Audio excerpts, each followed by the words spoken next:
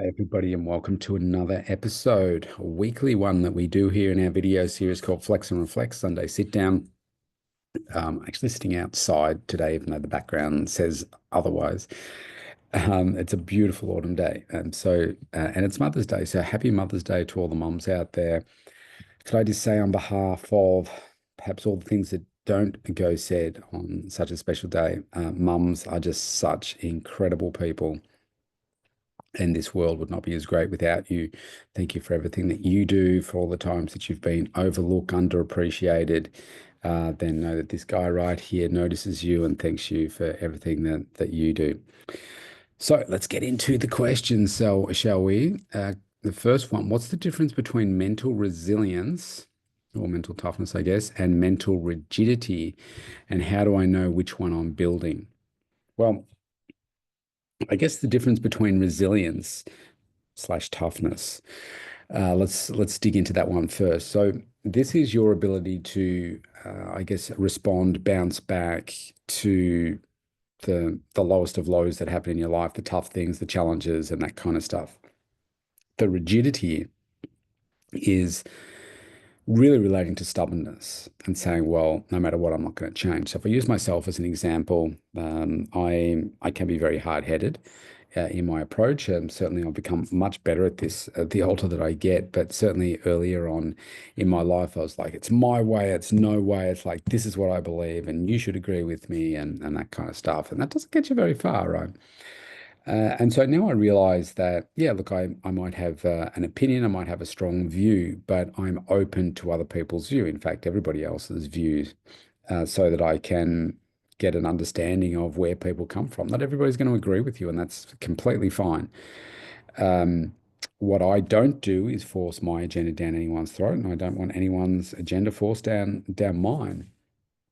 I'm just open to having like conversations without the aggression, the attacks, the hate, all that kind of stuff. Because to me, that's just like, okay, no matter how thinly you slice something, there are always two sides to it. And so I like to think about that. So when it comes to the stubbornness now, I'm just open and say, okay, maybe just stop for a moment and think, okay, could there be some reasons here why your view is not right, as in like Rob Evans' view.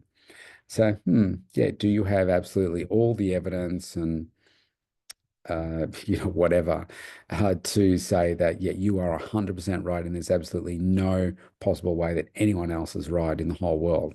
Well, that's a pretty unrealistic type of expectation. You can be focused like I am and rigid in your lifestyle and lifestyle choices and values and beliefs and so forth, but then there's stubborn for the sake of being stubborn. And I think that can hold you back in terms of your mental toughness and mental resilience. And so I don't want you to confuse the things, because there's not a lot of greatness in being stubborn because you're missing opportunities. So I would say just try and be more open to other ideas. You don't have to change your mind, but maybe just be open to listening to what others are saying. Because I think when you're stubborn, you're like this, and you're not listening, you're not open to new ideas. Now, I have a particular client that is so set in their ways that they're just not open to any other possibility. That like it's their way, they know absolutely everything. There's no possibility of learning, etc. And so, okay, well, how's that working out for you? You are not going to reach your optimal while you are coming from that place. So we can do better than that, right? So that would be my views on that. Next question, can I rewire my body's response to stress through training and nutrition, or is that all mindset work? That's a really good question. So let's think about stress for a moment. So stress is that there's a moment right now that can be so stressful, a gun to your head type of thing. That's stressful, right? That's a type of stress. But where most of us face stress through the day is just we call it stress, but it's the wear down, the constantness of, wow, you get up early. So this time of the year here in Australia, in Melbourne, it's like you get up when it's dark. You normally get home when it's dark. They're long days. Whatever's going on in your day can be stressful, from deadlines, human interactions, etc., etc., etc. And so then you get home, and then there's the stress of what's going on in the house. It's like, oh, I've got to do the household chores, I've got to prepare meals, I've got to do the washing, got to do the cleaning, the ironing, the whatever. And then you've got other whether they be little humans in the house or bigger humans in the house, that you've got to manage your interactions and their emotional needs and your emotional needs with theirs, and are you're being met and all that kind of stuff. And so all of that can result in what just feels like we're carrying around a whole bunch of stuff, and we call it stress. And then we go to bed, and it's really that deep, deep sleep that we get before midnight that's really powerful in just allowing our body to get rid of that stress. And so let's just say that you haven't had that deep sleep, or haven't had quality deep sleep, then you get up in a slightly more stress state each day. So it's like it's compounding each day. There's just that little bit more, little bit more, little bit more, and that can have a really big impact. So we need to find ways to be able to help eliminate those stressful things. So the way that I do it is like this. I have a very full life. My client schedule is busy. The amount of load that I carry for people is big. The media work that I do for Lives Legacy is big, confronting. Like just raising my daughter, other daughter as well, playing a role there, as well as anything else that's going on in your life. It's heavy, like it's big stuff. And so what I need to do is make sure that I live a healthy lifestyle. And so the physical aspects of that are I do workouts, right? I do 3 strength sessions a week. Like I do a leg workout today. It was very big. I'm pushing myself each week on that in my training schedule right now, achieving those things. Then I'm walking my 10,000 steps each day. That gives me an opportunity, certainly on a day like today, to get the lactic acid out of the legs. But also each day, it's really great for my mental toughness and mental health, because I'm able to just be out in nature. Like it's a beautiful day here today, and it very much looks like the picture in the back, except with less clouds. And that enables me to feel nature, to get out, to I do personal growth work. I use AI as I'm walking and I'm talking. I'm recording 2 podcasts. I'm doing all this kind of stuff. I'm doing strategy work as well. And it's just really good for me. And I'm doing it in the physical moment in real time. And I'm downloading things in real time. I mean, like downloading from my brain, real time, to capture them for later, and be able to resolve things as they're happening, and that kind of stuff. So it's very, very cool. And for me, that's the part of rewiring my body's response to stress by getting these things out of your body, right? You get all wound up. It's like, oh, let's just get this out of your body. Sometimes it's boxing, right? Um, but I get it out with strength training, get it out with walking, and then there's things like just fueling my body the right way so that I've got the energy to get out and do these things as well. So I think the answer is it's not all mindset work, right? There's a physical aspect that you can do, but you've got to learn to rewire yourself as well, so that you don't just become super stressful. It's the way that you process what things mean to you is super important to enable you to manage a stressful event, to get through that, to grow through that, and to move to the next thing. If you go and have a listen to both Rob Evans 365 and the podcast in the background here, Mental Toughness and Body Show, over this past week, it's been one of the toughest weeks for me in quite some time, because of everything that's been going on with my daughter and Liv's legacy and stuff, and just other events that go on in your life. And you can go and have a listen when I talk about these things in more depth, and how strategies that I use to help me navigate this stuff. But it's a journey, right? Every day there can be something different that comes up. If I look at myself over this last week, there's probably 4 things that happened this past week, that I could never have predicted. Just couldn't have predicted them. All big, all impactful, all important, and how you respond to those and the meanings that you come up for things as to why they're happening is super, super important. All right, I think we had a question like this last week. If I only have 20 minutes a day, okay, slightly different. Should I train my body or train my mind, and which gives me the better ROI? This is a good question. And so I would say this, I would focus on the physical, but do the mental work during the physical. That's so just like I said about my going for a walk, it used to frustrate me that, so, oh man, I've got to go for a walk again. That's going to take me about an hour to walk 5 kilometers at the pace that I walk in 56 minutes. And that used to get to me. So I thought, hang on, let's just make better use of your time. During that time, I can record 2 podcasts, right? 2 podcasts. Whiskers, come on. Whiskers, my cat, he's trying to sneak off. Whiskers, come on. He's turned around. He's not happy. I record 2 podcasts and now I do strategy work every day. And so now I look forward to the time and I'm busy, I'm working, but I'm also getting that mental health release as well.